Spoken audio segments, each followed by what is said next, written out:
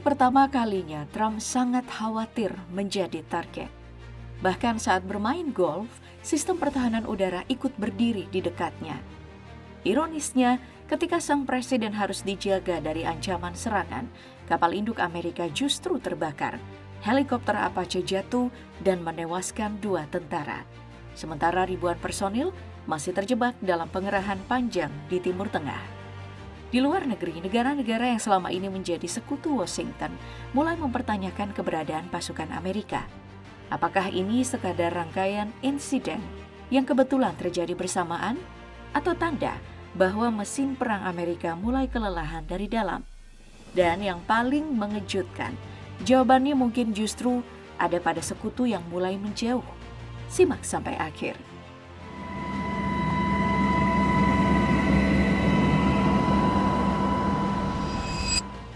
Krisis Amerika kali ini tidak hanya terlihat di medan perang, tetapi mulai terasa sampai ke lingkaran terdekat Presiden Donald Trump.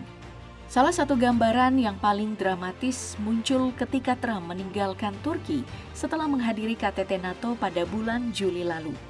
Di tengah perjalanan pulang, Trump ternyata diam-diam dipindahkan dari pesawat yang secara publik diketahui membawanya, lalu diterbangkan menggunakan pesawat lain. Operasi ini bahkan dilakukan secara tersembunyi dengan bantuan kendaraan catering bandara. Menurut pejabat Amerika yang diikuti CBS, langkah tersebut dilakukan setelah intelijen mendeteksi ancaman rudal yang dianggap kredibel dari Iran atau kelompok yang berafiliasi dengannya. Trump sendiri kemudian mengakui bahwa Secret Service memintanya berganti pesawat. Ia juga mengatakan bahwa dirinya memang menerima banyak ancaman. Jadi, ini bukan sekadar rumor media sosial. Ada operasi pengamanan nyata yang dilakukan untuk menghindari kemungkinan serangan terhadap pesawat presiden. Ironisnya, beberapa waktu kemudian Trump terlihat bermain golf dengan sistem pertahanan udara jarak pendek ditempatkan tidak jauh darinya. Pemandangan ini tentu mengundang pertanyaan, mengapa seorang presiden harus bermain golf sampai ditemani sistem pertahanan rudal?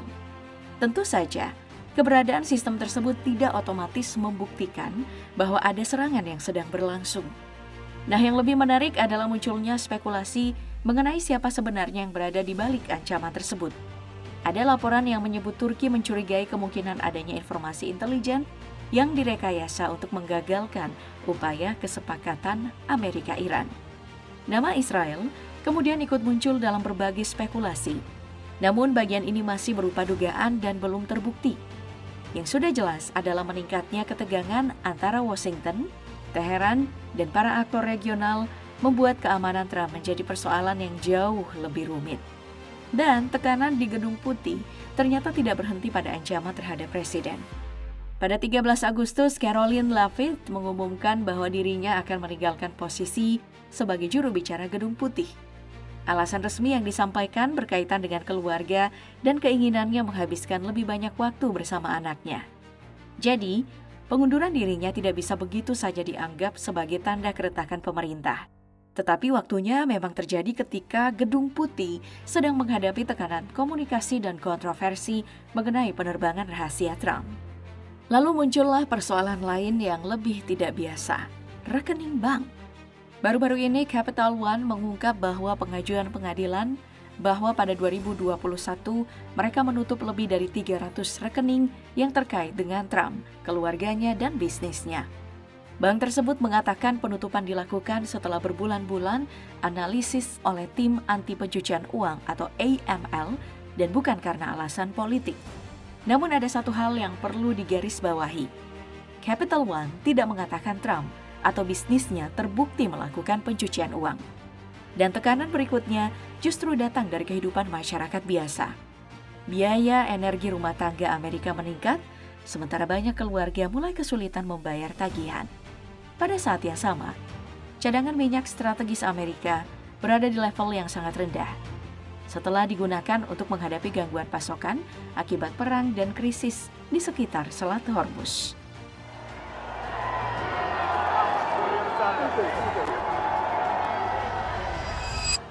Kalau krisis internal tadi memperlihatkan tekanan di sekitar pemerintahan Trump, sekarang kita masuk ke tempat yang jauh lebih serius. Jantung kekuatan Amerika yaitu militernya sendiri. Salah satu masalah terbesar adalah persediaan amunisi. CNN melaporkan bahwa Amerika telah menggunakan hampir 80% interseptor untuk salah satu sistem pertahanan rudal pentingnya. Tetapi persoalannya bukan berarti Amerika benar-benar kehabisan semua rudal. Analisis Becca Wasser justru menunjukkan masalahnya lebih spesifik. Amerika masih memiliki rudal, tetapi mulai kekurangan jenis rudal yang paling dibutuhkan, terutama interseptor pertahanan udara dan rudal presisi jarak jauh. Dan ini penting, dalam perang modern, bukan sekadar jumlah rudal yang menentukan. Kalau musuh terus meluncurkan drone dan rudal sementara stok pencegat jauh lebih mahal dan lebih sulit diproduksi, maka setiap tembakan memiliki konsekuensi strategis. Belum lagi MQ-9 Reaper, menurut laporan yang dikutip dari Tarakov, Amerika telah kehilangan sedikitnya 45 MQ-9 Reaper selama perang melawan Iran, atau sekitar seperempat armada yang digunakan. Drone ini bukan barang murah, satu unitnya dapat bernilai puluhan juta dolar. Namun mungkin gambaran paling dramatis mengenai kelelahan militer Amerika justru datang dari kapal induk USS Abraham Lincoln. Lebih dari 5.000 pelaut dan marinir berada di kapal tersebut. Pengerahan yang awalnya direncanakan sekitar 7 bulan sudah memasuki bulan ke-9 dengan sekitar 250 hari berturut-turut tanpa benar-benar kembali ke daratan. Keluarga para personil kemudian mulai angkat suara. Mereka mengeluhkan kondisi kehidupan di kapal, mulai dari kamar mandi berjamur, toilet bermasalah, tidak adanya air panas dalam periode tertentu, sampai persoalan persediaan kebutuhan dasar. Yang lebih mengkhawatirkan adalah laporan mengenai beberapa upaya personil untuk melompat ke laut. The Guardian melaporkan bahwa keluarga dan anggota Kongres telah menyuarakan kekhawatiran serius mengenai kesehatan mental awak Lincoln. Bahkan dalam sebuah pertemuan dengan pejabat Angkatan Laut, keluarga menggambarkan bagaimana tekanan akibat pengerahan yang terus diperpanjang mulai mencapai titik kritis. Kemudian muncul laporan yang jauh lebih dramatis mengenai bentrokan antar tentara di atas USS Abraham Lincoln yang disebut menewaskan 7 personil. Namun informasi ini berasal dari media Iran yang mengutip sumber yang belum dapat diverifikasi secara independen dan sampai saat ini belum ada konfirmasi resmi dari militer Amerika. Jadi, jangan langsung menganggap angka tersebut sebagai fakta final. Meski begitu, ada satu fakta yang sulit untuk diabaikan. Semakin lama sebuah pasukan dikerahkan, semakin besar tekanan terhadap manusia yang menjalankannya. Pada tanggal 12 Agustus, sebuah helikopter serang AH-64 Apache yang terkait dengan Fort Hood jatuh di Bell County, Texas. 2 tentara Amerika tewas dalam kecelakaan tersebut. Rekaman dari lokasi memperlihatkan puing-puing helikopter tersebar di lapangan dan kebakaran besar setelah kecelakaan. Hal serupa berlaku untuk kabar mengenai F-35.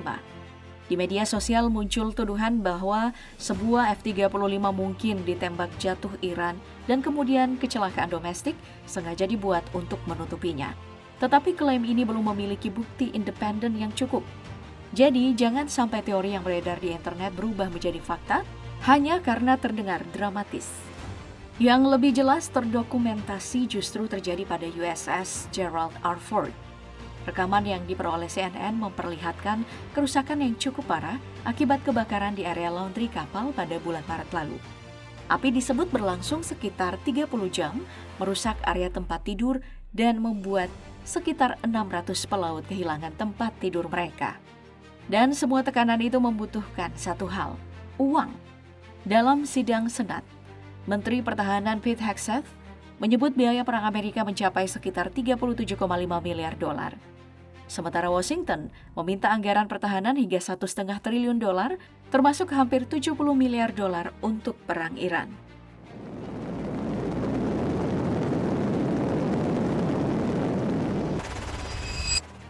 Dan pada akhirnya tekanan terbesar bagi Amerika mungkin justru datang dari panggung global.